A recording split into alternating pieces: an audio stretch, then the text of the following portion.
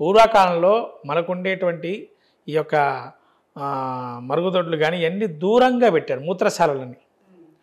అంటే ఇవి ఎంత అడుగు దూరంలో ఉండాలంటే గృహానికి 10 అడుగుల దూరంలో పెట్టమన్నారు, ఈశాన్యంలోనే. ఇప్పుడు మనం ఏం చేస్తున్నాము, మనకంత స్థలం లేదు కాబట్టి మనం అంతర్భాగంలో చేసుకుంటున్నాం. అందుకని దానికి ఇప్పుడున్న వాస్తుకి, ఆధునిక వాస్తుకి, పురాతన వాస్తుకి తేడాలు వచ్చిన కారణం అది. కల్చర్, అపార్ట్మెంట్ కల్చర్ రావడము, అంటే నిర్మాణం కూడా కొంచెం కంజెస్టెడ్గా ఉండడం కారణంగా. స్థలము కంజెస్టెడ్, మీరు అన్నట్టుగా కంజెస్టెడే ప్రధానమైన లక్షణం ఇక్కడ. ఎందుకంటే వాడి స్థలంలో వాడు కట్టుకోవాలి ఏదైనా కానీ, తన స్థలం మించి పోకూడదు.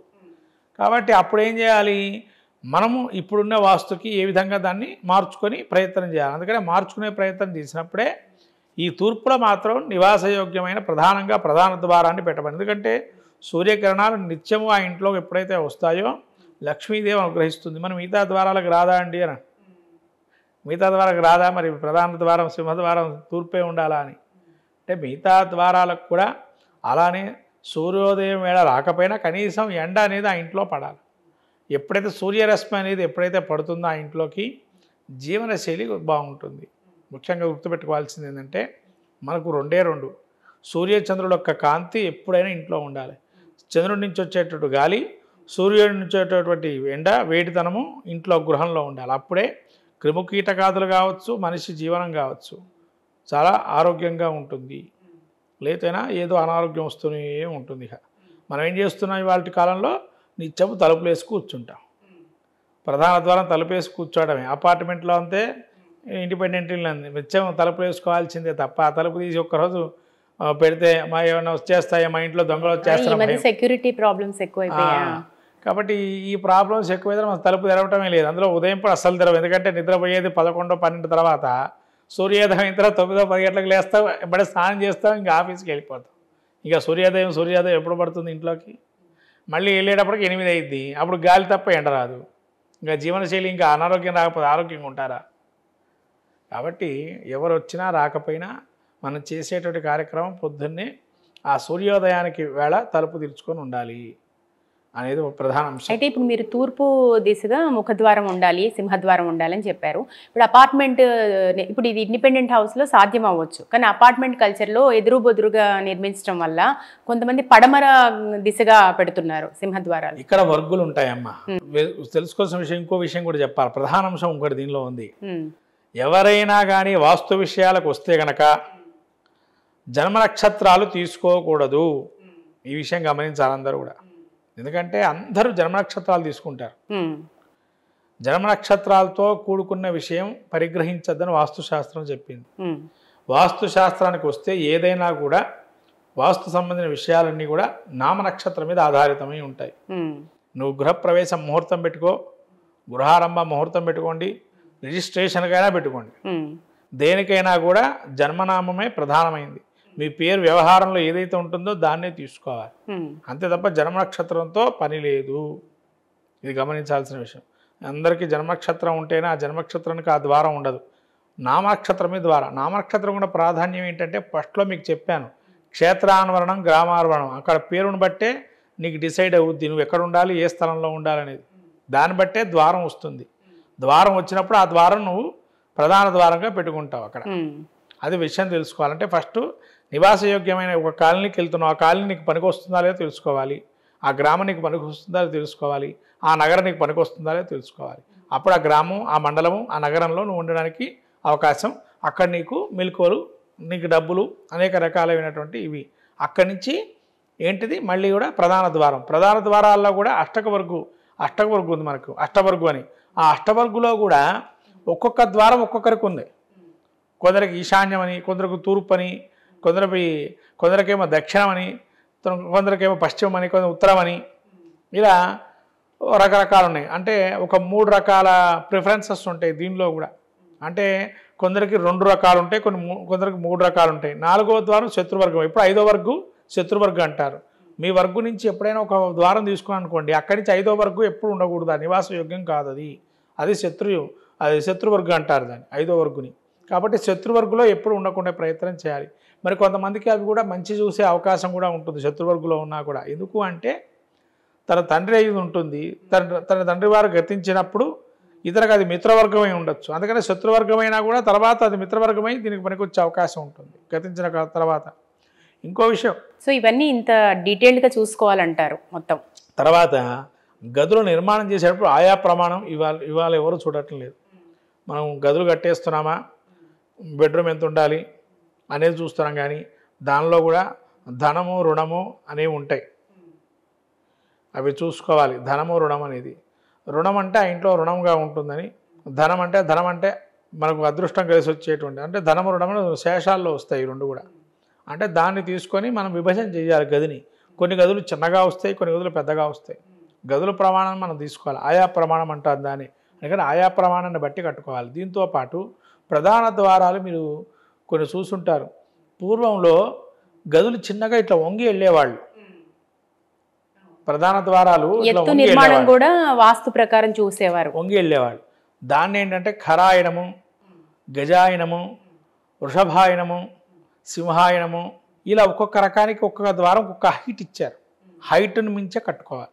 ఆ హైట్ ఎంత ఉంటే అంతే, దాని మించి హైట్ కట్టుకోవద్దు. ఇంకోటి, ఈ ఆయం ఎంతైతే వస్తుందో, ఈ ఏదైతే ఆయం ఉంటుందో ఆయ ద్వారానే ప్రధాన ద్వారం ఉండాలా. ఏమండి ఇట్లా చూస్తే మా ఇంటికి ఎవరు రారండి, ఇంత చిన్నగా కట్టుకుంటే ప్రధాన ద్వారం అంటే కాదు. ఆయాన్ని బట్టి కట్టుకుంటేనే ఆ ద్వారం నీకు అనుగ్రహిస్తుంది. అదే వంగిపోవడం అంటే ఇప్పుడు ఎవరు చూడట్లేదు. కానీ ఆయాన్ని బట్టి నువ్వు ప్రధాన ద్వారం పెట్టుకోమని అక్కడ శాస్త్రం చెబుతుంది. మా ఆయాన్ని పెట్టుకోవాలి. అలా పెట్టుకోవట్లేదు వాళ్ళ రోజుల్లో. అదొకటి. రెండోది, ఆయం కూడా ఏంటంటే ఒకరికి మూడు చెప్పాను, 3 రకాలుగా అనుకూలంగా ఉంటాయి 3 దిశలు అని చెప్పన్నాను ఇందాక కూడా. ఆ 3 దిశల్లో ప్రమాణంగా ఒక దిశ మీకు ప్రమాణం ఏదైతే కొద్ది హైట్లో ఉంటుందో ఆ దిశ తీసుకోండి. కావాలంటే మధ్యస్థంగా ఉండే దిశ ఉంటుంది మధ్యలోది, దాన్ని తీసుకోవచ్చు ప్రమాణంగా. అప్పుడు అలా తీసుకొని దాన్ని మనకు సింహద్వారం కట్టుకోవచ్చు. దీనిలో కూడా ఈ సింహద్వారం ఉపద్వారాలు ఉంటాయి, లోపల కట్టేటువంటి ఉపద్వారాలు ఉంటాయి. ఉపద్వారాలు కూడా పిలిపించక, గృహక్షత, భృంగరాజ, ఇలాంటి కొన్ని పేర్లు ఉంటాయి. వాస్తు పురుషుడు యొక్క పూజలో మనం చేసేటప్పుడు ఈ ఉపద్వారాలకి ఈ ద్వారాలు ఇక్కడ పెట్టాలి. ఈ ముగ్గు వేస్తారు మీకు. ముగ్గు వేసినప్పుడు ఈ ద్వారాలని ఇండికేట్ చేస్తారు. ఇండికేట్ చేసినప్పుడు ఆ ఇండికేట్ అది. ఇంకోటి ఏంటంటే గృహప్రవేశాదుల్లో ముఖ్యంగా గృహారంభం చేసేటప్పుడు అందరూ ఈశాన్యంలో పిట్టుదవుతారు. ఈశాన్యంలో పూజ చేయాలండి అని అంటారు. కానీ ఏంటంటే ఈశాన్యం కాదు చేయాల్సింది, బ్రహ్మసూత్రం అన్న మధ్యలో చేయాలి. అంటే 4 పిట్లు తవ్వాలి. శాస్త్రం ఏం చెప్పిందంటే దాని ప్రతిమేష్టికాన్యాసం 4 చోట్ల తవ్వి దీన్ని ఇంటర్ కనెక్టెడ్ టు బ్రహ్మసూత్రం అంటే మధ్యలో వచ్చేది బ్రహ్మస్థానం, మధ్యస్థానాన్ని దాన్ని కలిపి పెట్టమన్నారు. అంటే దాన్ని ఇండికేట్ చేస్తూ కలిపి బ్రహ్మస్థానానికి ఇండికేట్ చేస్తూ పెట్టాలి. అలా చేసిన తర్వాత బ్రహ్మస్థానంలో ఎటువంటి బరువు పెట్టకూడదు. ఒకవేళ బ్రహ్మస్థానం గర్భం ఏదైతే అది గృహ గర్భం అంటారు. ఆ గృహ గర్భంలో కనుక మనం ఏదైనా కనుక పనికిరాని వస్తువు కానీ, బరువు కానీ, బీమ్ కానీ, లేదా గోడను పెట్టినా కానీ, అంటే గోడ ఒకవేళ వచ్చిందనుకోండి అలా గోడ కూడా పెట్టకూడదు గృహ గర్భం మధ్య భాగంలో. అంటే అది దానికి ఒక దిశ ఏదైతే ఉంటుందో దానికి ఒక ఇబ్బంది కలుగుతుంది ఆ గోడ పెట్టడం వల్ల కూడా. అందుకని గృహ గర్భంలో ఎటువంటివి పెట్టకూడదు. లైట్ వెయిటెడ్ వస్తువులు పెట్టి ఏదైనా నీరు కానీ పెట్టుకోవచ్చు, నీళ్లు పెట్టుకోవచ్చు, గృహగర్భంలో నీళ్లు పెట్టుకోవచ్చు. అందుకని పూర్వకాలంలో మనకు గృహగర్భం మధ్య భాగంలో కొద్దిగా దిగుడుగా ఉండేది. పాత ఇళ్ళు చూస్తే కేరళ లాంటివి చూస్తే మధ్యలో దిగుడుగా ఉంటుంది. కాబట్టి ఇక్కడ మీరు తూర్పు ద్వారం ఏంటంటే ఇంద్రుడు ఉంటాడు కాబట్టి లివింగ్ రూమ్ అని చెప్పన్నారు. ఇలా వచ్చిన వాళ్ళని తూర్పు కూర్చోబెట్టేసి మనం మాట్లాడుకోవటం లాంటివి చేయటం, మనం ఏదైనా వస్తే మాట్లాడుకోవడానికి అనువుగా ఉండే ప్రదేశం. అంటే సూర్యోదయం ఉంటుంది కాబట్టి ఆ సూర్య కిరణాల వల్ల మనకు అంతా జీవశక్తి పెరుగుతుందని తూర్పు ద్వారాన్ని మనకు తూర్పులో మనం ఇటువంటి స్థలాన్ని కేటాయించుకొని పెట్టుకోమన్నారు. అంటే ఖాళీగా ఉండాలి, ఎప్పుడైనా ఎవరైనా వస్తే కూర్చోబెట్టుకునే స్థితిలో ఉండాలి. ఆ ఒంటి గృహంలో ప్రధాన భాగంగా చెప్పబడింది. ఇంకా ఆగ్నేయానికి వస్తే కనుక ఇప్పుడు వంటగది అని అంటున్నారు. వంటగది 2 భాగాలుగా చెప్పబడింది. ప్రధానంగా వంటగది ఆగ్నేయం ఎందుకు పెట్టమన్నారంటే మీ ఇక్కడ వినాల్సింది ఏంటంటే ఇంద్రుడు జ్యేష్ఠ నక్షత్రం. నక్షత్రాలకు వెళ్దాం. ఇంకా జాతక నక్షత్రాలు ఉంటాయి ఇందులో. ఈ నక్షత్రాదులు నిర్మాణం చూసినట్టయితే మీకు ఇది స్వాతి నక్షత్రం నుంచి మొదలు పెట్టుకుంటా వెళ్తే ఇంద్రుడి నక్షత్రానికి 5 నక్షత్రాలు ఉంటాయి. అంటే ఇంద్రుడు ఏమిస్తాడు? వర్షకారకుడు. వర్షం పడాలి అంటే ఇంద్రుడి అనుగ్రహం ఉండాలి, అప్పుడే వర్షం పడుతుంది. కాబట్టి దానికి అగ్ని ఏం కావాలి? ఆవిరి కావాలి. ఇంద్రుడికి ఆవిరి తోడైతేనే జలం వస్తుంది. అంటే ఇక్కడ జలం ఏది, మళ్ళీ అగ్ని. అంటే అగ్ని ఆవిరితో వస్తేనే అది అగ్ని మళ్ళీ వర్షంగా భావంగా పడి మనకు సస్యశ్యామల భూమి అంతా కూడా బాగుంటుంది. ఆగ్నేయం అందుకనే అగ్నిదేవుడు ఉద్దేశంగా ఉంది కాబట్టి అక్కడ వంటశాల నిర్మాణం అలా చేసుకోవటం వల్ల మంచి జరుగుతుంది. ఈ వంటశాల ఇంకో దిశ కూడా పెట్టారు, అదే వాయువ్యం రెండవ దిశగా. ఇవి రెండూ కాకుండా ఇంకో దిశ కూడా ఉంది. రెండు కాకుండా ఇంకో దిశ కూడా ఉంది. మీరు పూర్వ గ్రంథాలు కొన్ని ఉన్నాయి, సమరంగ సూత్రధాయ స్వకర్మ ప్రకాశిక లాంటిలో నైరుతిలో కూడా పెట్టారు. కొన్ని ఇల్లు నేను మొన్న చూశాను రీసెంట్గా. దాదాపు ఆ ఇల్లు 1960లో 68లో కట్టారు, నైరుతిలో పెట్టారు దానికి వంటగది. నైరుతిలో అసలు ఏది పనికిరాదంటారు కదా శాస్త్రి గారు. నైరుతిలో వంటగది పెట్టారు. అంటే నైరుతిలో వంటగది పెట్టారు అని అంటే దానిలో ఉన్న అంశం ఏంటి? ఇక్కడ నైరుతికి మరి దీనికి అంశం ఏంటంటే, ఇక్కడ నైరుతి దిశకి నిరుతి దేవుడు అంటే ఏంటంటే మనకు నరవాహనుడుగా చెప్పబడింది. ఈ నరవాహనుడుగా చెప్పబడింది కాబట్టి నరుల్ని మనం హింసించాలి అని అంటే ఆ యొక్క భాగం అగ్నితో కూడుకున్నది. అంటే మళ్ళీ అవి పుట్టకుండా ఉండడానికి అగ్ని పవిత్రమవుతాయి కదా, వాటికి కూడా మనం మోక్షాన్ని ఇచ్చేటట్టుగా అదే నైరుతిలో పెట్టేవాళ్ళు. అంటే చాలా తక్కువగా అరుదుగా చూస్తాం, అది ఎప్పుడో ఒకటో రెండో చూసుంటాం, చాలా తక్కువగా ఉంటాయి అటువంటివి. మళ్ళీ ఈశాన్యం అయితే బాత్రూమ్లు ఈ మధ్యకాలంలో చాలా చూసాం. మనకు ఇదివరకు గ్రామాల్లో కూడా ఈశాన్యంలో మరుగుదొడ్లు పెట్టేవాడు, పూర్వకాలంలో ఈశాన్యంలో ఉండేది గ్రామానికి. కాబట్టి ఇక మళ్ళీ మనం ఆగ్నేయ దిశలో ఏదైతే ఉంటుందో ఈ అగ్నిదేవుడు ఉంటాడో వంటశాల నిర్మాణం చేసుకోవాలి. అక్కడి నుంచి కొద్దిగా పక్కకు వస్తే స్టోరేజ్ నిర్మాణం అంటే మనం పెట్టుకునేటువంటి ఏవైతే సామాగ్రి ఉంటుందో వాటికి స్టోరేజ్ ఇచ్చారు. దాని పక్కగా దక్షిణ వైపు యముడు.